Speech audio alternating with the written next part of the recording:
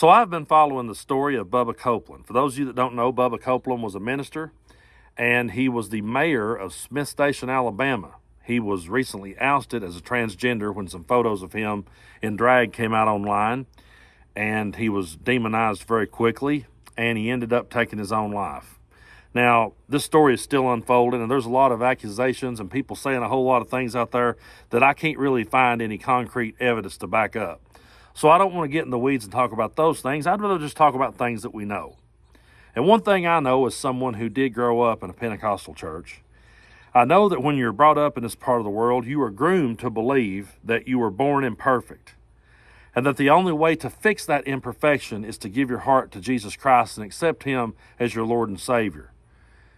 And it goes a little bit further than that. You can do that, but you're going to be expected to stay loyal to your church, whichever church you do that in, whichever church you accept Christ in.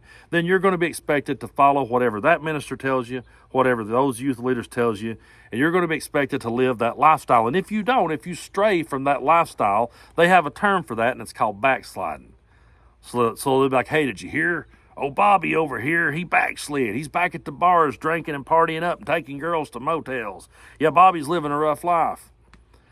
I would see people as I was growing up get out of church, and I lived in a small town, so word got around. You figured out real quick what it was they was doing and where it was they was doing it at.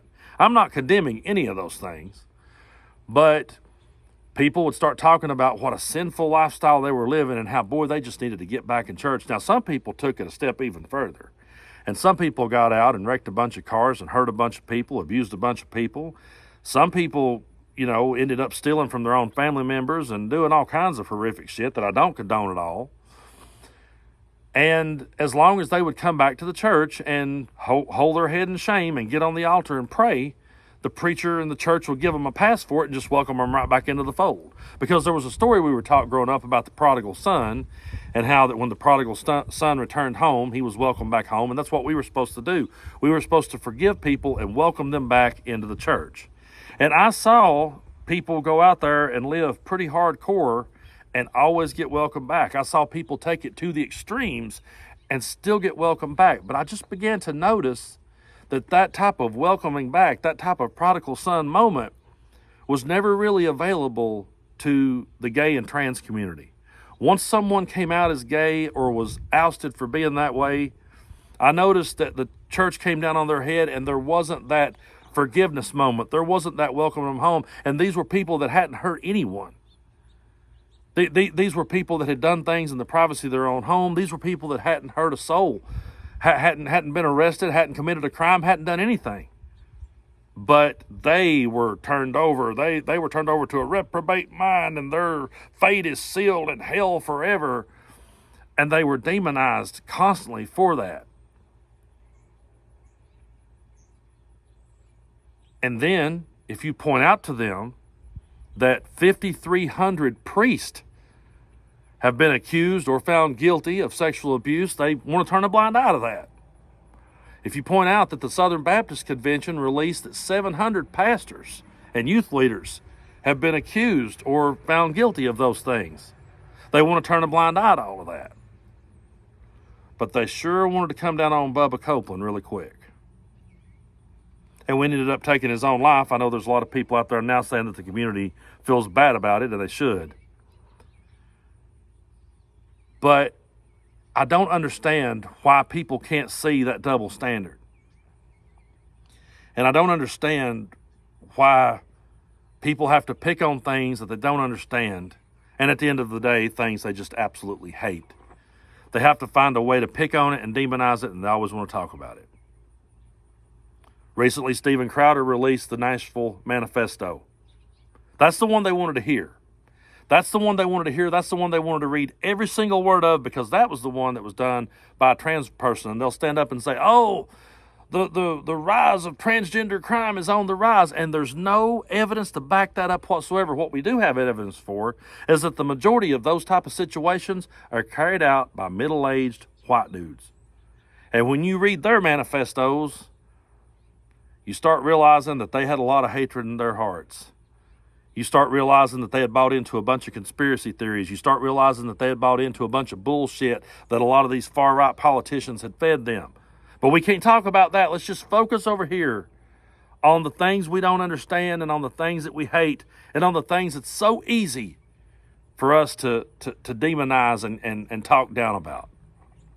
And it speaks a lot to someone's character when I hear when I point out these things and they say, well, now you can't judge us all based on just that now. You can't judge us all based on just that. But then they spend every day driving their point home about this one case they found that they could twist and they could manipulate and they could figure out a way to make it fit their narrative and fit their agenda. And then they'll sit back and say, we ain't bigots. We don't hate nobody, man. Bullshit. So if you are a gay or trans person and somehow you stumbled across this video or you follow me, I would say to you, be who you are and realize that when you come out or if you're ousted, there's going to be a lot of people that's going to turn against you. There's going to be a whole lot of people that's going to demonize you. And there's going to be a whole lot of people that's never going to give you your prodigal son moment. They're never going to welcome you back home. I hate to say that. I know it's cold-hearted. It sounds very cold-hearted. Sounds very cruel, but that's the way the world is. But there's going to be a whole lot of people out there who's going to embrace you. There's going to be a whole lot of people out there who's going to give you that dad hug you needed. There's going to be a whole lot of people out there who's going to tell you, listen, you were born right the first time, and don't you ever forget it.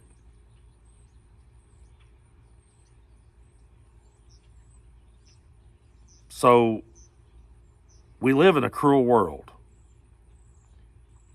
That's something that's it's always been that way. And I know that's a cliche. And I hate even saying that, but it's just true. It's always and probably always will be a cruel world. But at the end of the day, for those of us that believes in love and those of us that believes in acceptance, we have to stand above it. We have to rise above it, and we have to always remind people of who we are and what we stand for. And we always have to call down the bigotry and the hypocrisy of that bigotry. And to anyone out there that says, well, you mocked those people. You mocked Christians. I haven't mocked Christians. I've mocked hypocrites. I've mocked people that promoted hatred. I've called out people that promoted hatred and violence. And if you actually read those words in red, that's kind of what you were supposed to do.